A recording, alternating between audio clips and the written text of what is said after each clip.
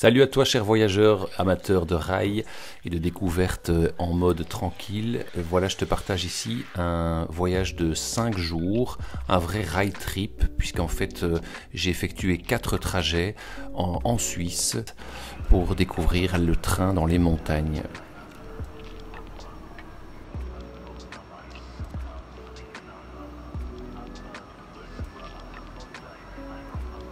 Le trajet en journée 1 est assez long, il va de la Belgique jusqu'à Saint-Moritz, qui est tout au sud-est de la Suisse. Ça passe par une série de trains, grande vitesse, allemand, suisse, un peu plus lent. Si vous voyagez en Suisse, il y a également une formule qui s'appelle le Swiss Pass, il faut bien se renseigner également.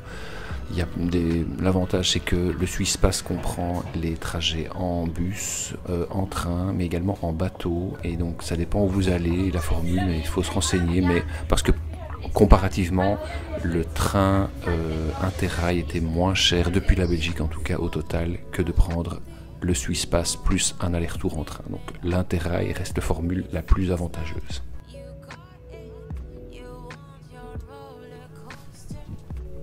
Pourquoi un tel voyage?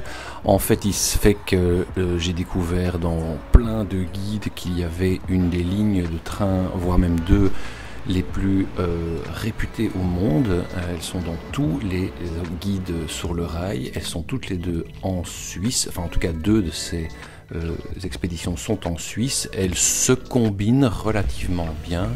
Et donc, je voulais mettre ça au cœur de ce voyage.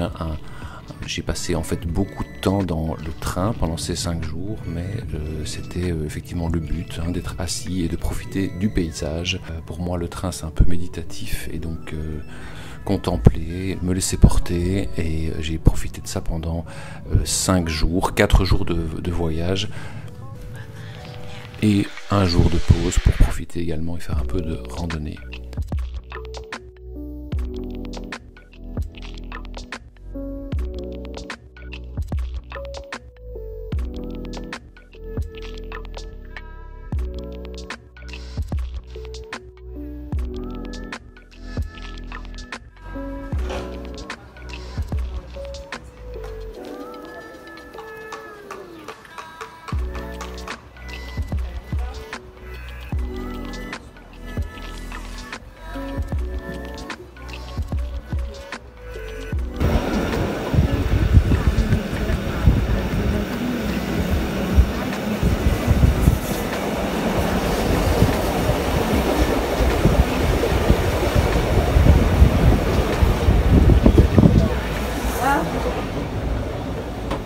We will soon be traveling over the landmark of the Bermuda Line, the cruising circular viaduct.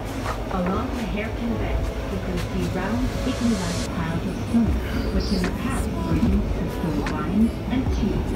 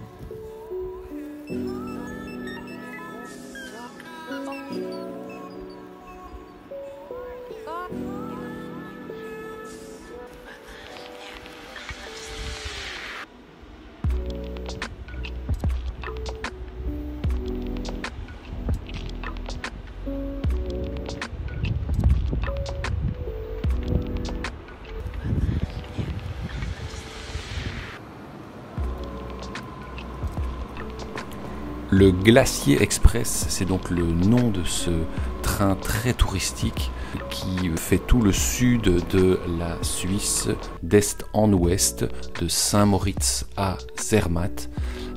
Il dure 8 heures, il passe par plusieurs endroits très spectaculaires, une vallée qui fait un peu penser au Montana, au Grand Canyon, aux Rocheuses, un col qui est à un peu plus de 2000 mètres et certains viaducs très spectaculaires en pierre. Enfin, c'est très impressionnant, on a l'impression d'être hors du temps. Il y a vraiment des gens du monde entier qui viennent et c'est un petit peu exotique, c'est un peu fun, je dois dire. T'entends parler un peu toutes les langues et c'est assez bucolique, c'est une expérience en soi assez amusante.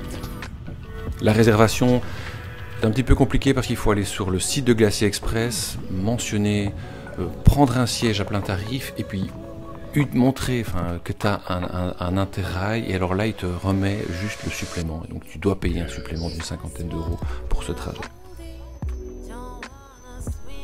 J'ai choisi cette saison-ci parce qu'elle est assez basse touristiquement, donc c'est assez agréable.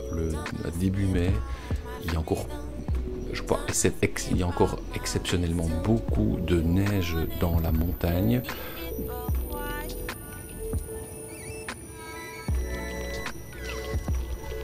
Il y a plusieurs formules d'interrail. Moi j'ai choisi celle de 4 jours. Il faut bien calculer le temps qu'on a.